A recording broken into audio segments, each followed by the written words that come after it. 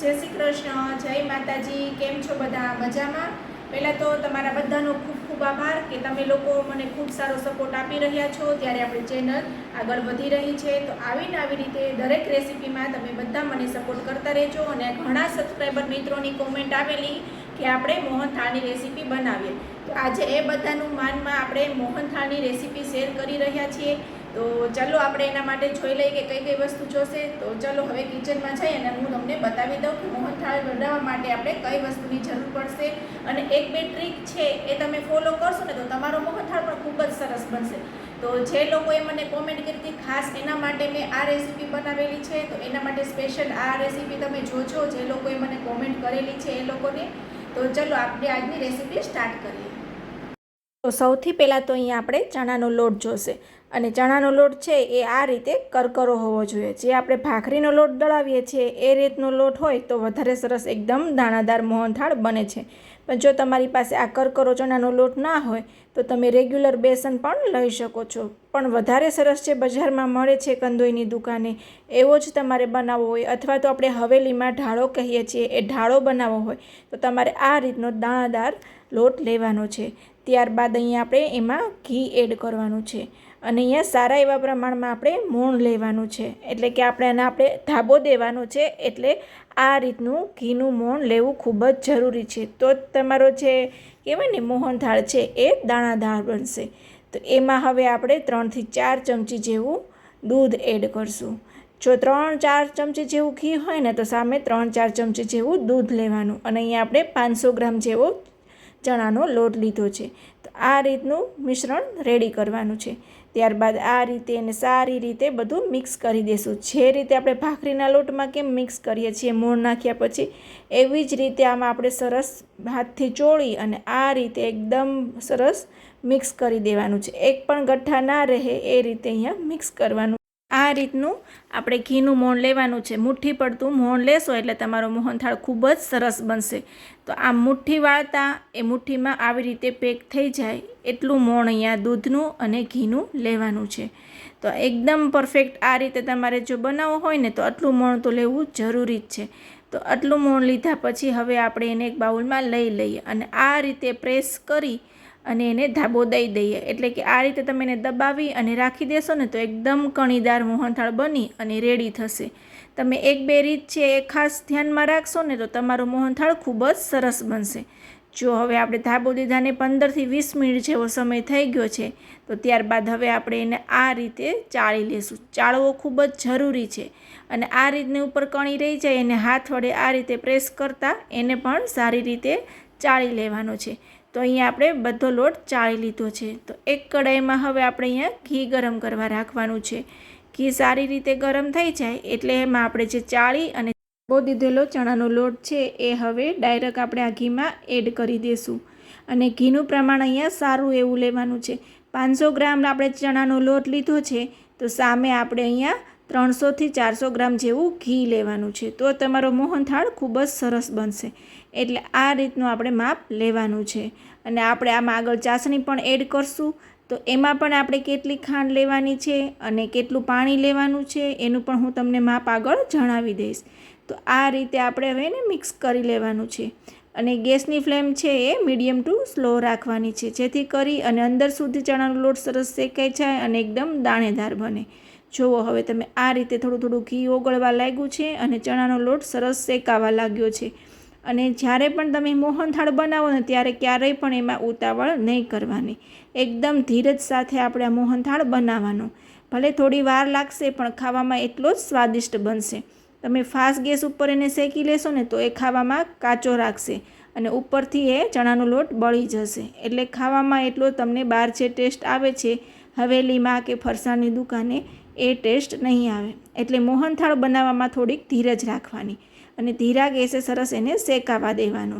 જેમ જેમ શેકાશે એમ એમ આ રીતની જુઓ તમે રવામાં કેવી કણી હોય, રવો જે હોય કેવો દાણેદાર હોય એવો દાણેદાર એ થવા લાગશે. તો એકદમ ધીરા ગેસ ઉપર એને આરામથી શેકી લેવાનો છે. એટલે અંદર સુધી જે એનું દાણો છે ને એ શેકાઈ જશે તો એની મીઠાશ ખૂબ જ સરસ આવશે. એટલે આ રીતે કન્ટિન્યુ તમારે એને મિક્સ કરતું લેવાનું છે. અને આટલો મોહનથાળ શેકાતા અહીંયા 15થી 20 મિનિટ જેવો સમય લાગે છે. કેમ કે આપણે એકદમ ધીરા ગેસ ઉપર એને શેક્યો છે. અને જેમ જેમ શેકાશે ને એમ એમ હળવો થતો જશે. તમને આઈડિયા આવી જ જશે. પહેલાં જ્યારે તમે એડ કરશો ને ત્યારે થોડોક એ વજનવાળો લાગશે અને તમને મિક્સ કરવામાં પણ થોડું પ્રોબ્લેમ થશે. જેમ જેમ એ શેકાશે અને ફૂલાતો જશે ને એમ એકદમ હળવો ફૂલ જેવો થતો જશે અને હલાવવામાં પણ ઇઝી થઈ જશે. અને જે ઘી છે એ એકદમ છૂટવા લાગશે અને ઉપર આ રીતના તમે જોઈ શકો છો બબલ્સ થઈ જશે. અને કણી પણ એકદમ સરસ પડી છે. જો આ કણી પડે ને તો જ તમારો મોહનથાળ છે એ સરસ બને. એટલે ખાસ જરૂરી તમે જ્યારે ઘીનું અને દૂધનું મોણ આપો ને એ જરૂરી છે. જો તમે મોણ આપી અને 15થી 20 મિનિટ રાખશો ને તો જ આવો સરસ ધાબો દીધેલા ચણાના લોટમાંથી મોહનથાળ બનશે. જો આટલા ફીણા થઈ ગયા પછી હવે એમાં આપણે દૂધ એડ કરવાનું છે.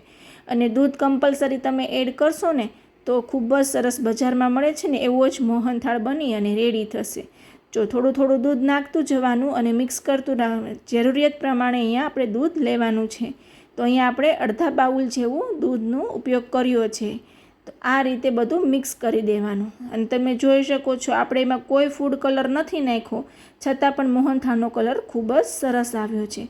અને તમે ઈચ્છો તો આમાં ખાવાનો ફૂડ કલર પણ નાખી શકો છો. પણ નેચરલી આપણે એવું ઈચ્છીએ કે આપણા ઘરમાં બધું નેચરલી બને અને આપણા બાળકોની હેલ્થને આપણે અહીંયા આગળ લઈ અને બનાવતા હોઈએ તો બને તો બહારનો કોઈ પણ કલરનો ઉપયોગ ના કરીએ અને ઘરે એકદમ ચોખ્ખું અને તાજું બનાવીએ એવો આપણો વધારે આગ્રહ હોય છે. તો આપણે આ રીતનું શેકાવા દેશું ને તો બહારના જેવો જ કલર આવી જશે. એટલે આપણે ઘરે કલર નાખવાની જરૂર નહીં પડે. પણ જ્યારે તમે બજારમાંથી લાવો ને તો એ થોડો કલર નાખેલો હોય એટલે એ તમને થોડો જોવામાં ડાર્ક લાગે. પણ અહીંયા આપણે ઘરે બનાવીએ છીએ એટલે આપણે કલરનો ઉપયોગ બિલકુલ નથી કર્યો. છતાં તમારે કલરનો ઉપયોગ કરવો હોય તો લાડવાનો જે કેસરી કલર આવે છે એ તમે આ મોહનથાળમાં નાખી શકો છો.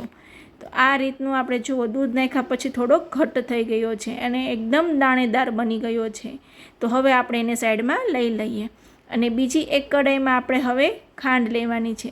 જે વાટકીથી તમે ચણાનો લોટનું માપ લીધું હોય એ જ વાટકીથી અહીંયા હવે તમારે ખાંડનું માપ કાઢવાનું છે. જેમ કે 3 વાટકી ચણાનો લોટ હતો તો અહીંયા તમારે 1.5 વાટકી ખાંડ લેવાની છે.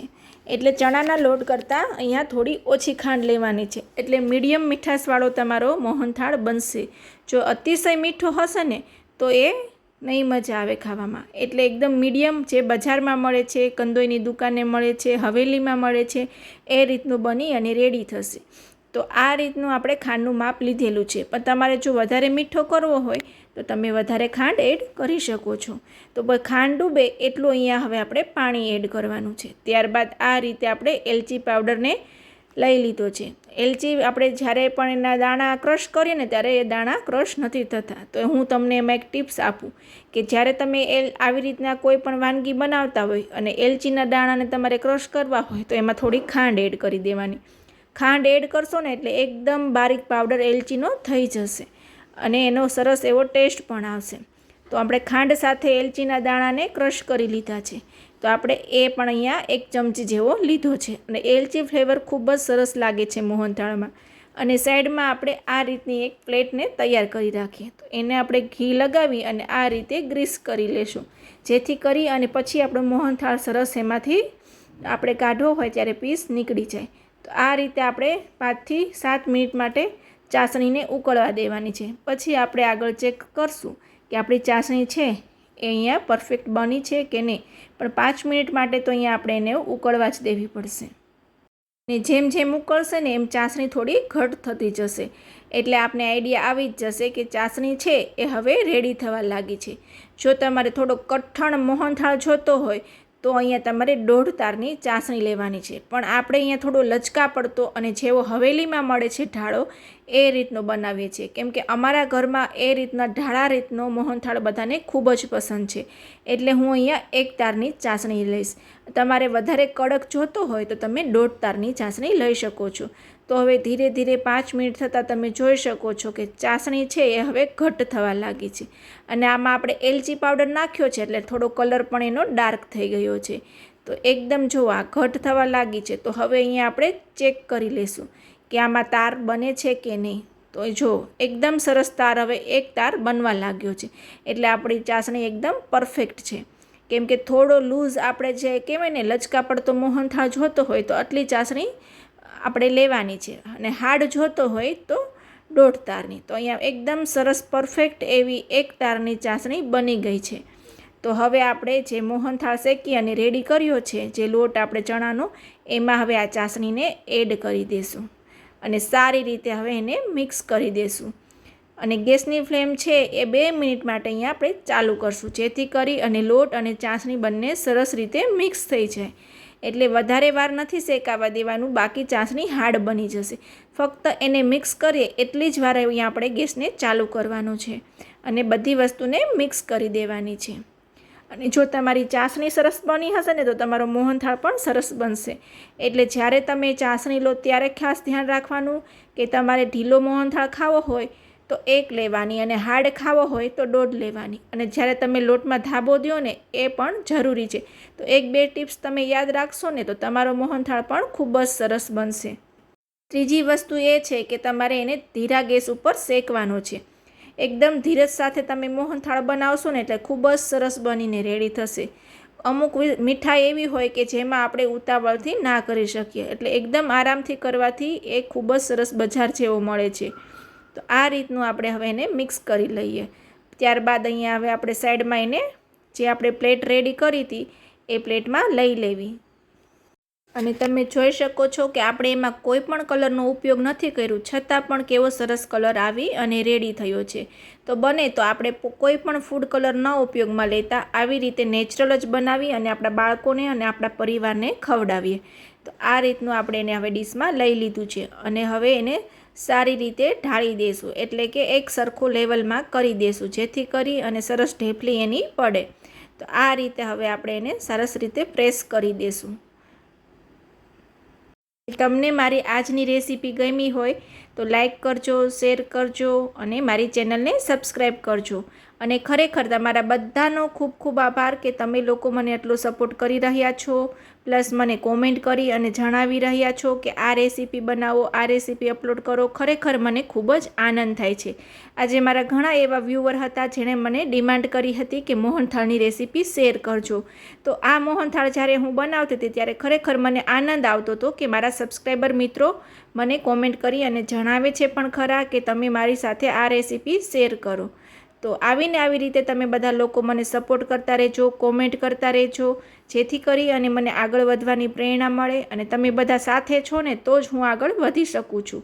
એટલે સૌથી પહેલાં તો તમારા બધા લોકોને જે અત્યારે મારો વિડીયો જોઈ રહ્યા છે એનો દિલથી આભાર કે તમે લોકો મારો વિડીયો જોવો છો, ત્યારે હું આગળ વધું છું. એટલે તમારી પણ એટલી જ મહેનત છે જેટલી મારી આ રેસીપી બનાવવામાં મહેનત છે. તમે જોશો તો જ હું આગળ આવીશ. એટલે તમારા બધાનો દિલથી ખૂબ ખૂબ આભાર. આ રીતે આપણે મોહનથાળને લેવલમાં કર્યા પછી ઉપરથી કાજુ બદામની કતરણ એડ કરી છે. તમે આમાં કોઈ પણ વસ્તુ એડ કરી શકો છો, જેમ કે આમાં તમે પિસ્તા પણ એડ કરી શકો છો. તમને જે ડ્રાય ફ્રૂટ્સ ગમતા હોય ને એ તમે એડ કરી શકો છો. ઘણા લોકો ટોપરાનું છીણ પણ એડ કરતા હોય તો તમે એ પણ એડ કરી શકો છો. પણ અત્યારે મેં કાજુ બદામ એડ કર્યા છે, કેમ કે અમારા ઘરમાં બધાને કાજુ બદામવાળો જ મોહનથાળ ભાવે છે. પણ તમારા ઘરમાં જે રીતના ખવાતું હોય એ રીતે ઉપર તમે એમાં સ્પ્રિંકલ કરી શકો છો. તો આપણો મોહનથાળ બની અને રેડી છે. તમે જોઈ શકો છો દેખાવમાં જેટલો સરસ લાગે છે અને ખાવામાં પણ એટલો જ સરસ બન્યો છે. તો ચોક્કસથી તમે આ રીતે તમારા ઘરે મોહનથાળ બનાવજો, તમને બધાને ખૂબ જ પસંદ આવશે. અને જે સૌથી પહેલી વાર બનાવતા હશે ને એનાથી પણ ખૂબ જ સરસ બનશે, કેમ કે 1-2 વસ્તુની ટ્રીક છે અને 1-2 વસ્તુને તમે ધ્યાનમાં રાખી અને બનાવશો ને તો તમારો પણ પરફેક્ટ એવો મોહનથાળ બનશે. તો ચોક્કસથી પહેલાં તમે લોકો ટ્રાય કરજો, પછી મને કોમેન્ટ કરી અને જણાવજો કે મારી આજની રેસીપી તમને લોકોને કેવી લાગી. અને તમારા બધાનો ખૂબ ખૂબ આભાર કે તમે લોકો મારી રેસીપી નિહાળી રહ્યા છો. અને આવીને આવી રીતે બધા જ વિડીયોમાં મને સપોર્ટ કરતા રહેજો, જેથી કરી અને હું નવી નવી રેસીપી તમારા બધા માટે અપલોડ કરી શકું. તો અહીંયા આપણે 10 મિનિટ પછી મોહનથાળ છે એકદમ સરસ ઠંડો થઈ ગયો છે. તો હવે આપણે એના પીસ કરી લેશું. તમારે એના પીસ ના કરવા હોય તો લચકો તરીકે પણ તમે ખાઈ શકો છો. પણ અત્યારે હું તમને વિડીયોમાં બતાવવા માટે અહીંયા હું પીસ કરી અને બતાવું કે કઈ રીતનું આપણો મોહનથાળ બની અને રેડી થયો છે. અને આ રીતનું આપણે કટિંગ કરી રહ્યા છીએ. અને સાઇઝ તમે નાના મોટી તમારા ઘરમાં જે રીતે મોહનથાળની સાઇઝ રખાતી હોય એ રીતે તમે રાખી શકો છો. તો અહીંયા મેં મીડિયમ એવી કટ મૂકી અને પીસ કરી લીધા છે. તો આ જુઓ તમે, કલર પણ એટલો સરસ આવ્યો છે અને ખાવામાં પણ એટલી ટેસ્ટી બની છે. તો ચોક્કસથી તમારા ઘરે તમે એકવાર ટ્રાય કરજો અને મને જણાવજો. તો અહીંયા હું તમને એક પીસ કાઢી અને બતાવું કે કઈ રીતનો મોહનથાળ આપણે રેડી થયો છે. અને હજુ થોડો ગરમ છે એટલે અહીંયા એકદમ લચકા જેવો મોહનથાળ તમને લાગી રહ્યો હશે. અને જેમ થોડો ઠંડો થશે એમ થોડો ખાવા લાયક એટલે કે એકદમ કણીદાર બની અને રેડી થઈ જશે. અને આ થોડું ઘી છે એ પણ જામી જશે. એટલે આ રીતનો મોહનથાળ બની અને રેડી થઈ જશે. જે તમે બજારમાંથી રેગ્યુલર લાવો છો એ જ રીતનો ઘરે તમે બનાવી શકો છો. અને એકદમ ચોખ્ખા ઘીમાંથી તમારી નજર સામે તમે બનાવેલો હોય તો તમને એ પણ ખબર હોય કે એકદમ દેશી ચોખ્ખું ઘી છે. અને તમે તમારા બાળકો માટે આ રીતે ઘરે ટ્રાય કરી શકો છો. મળશું વધુ વિડીયો સાથે. આવજો.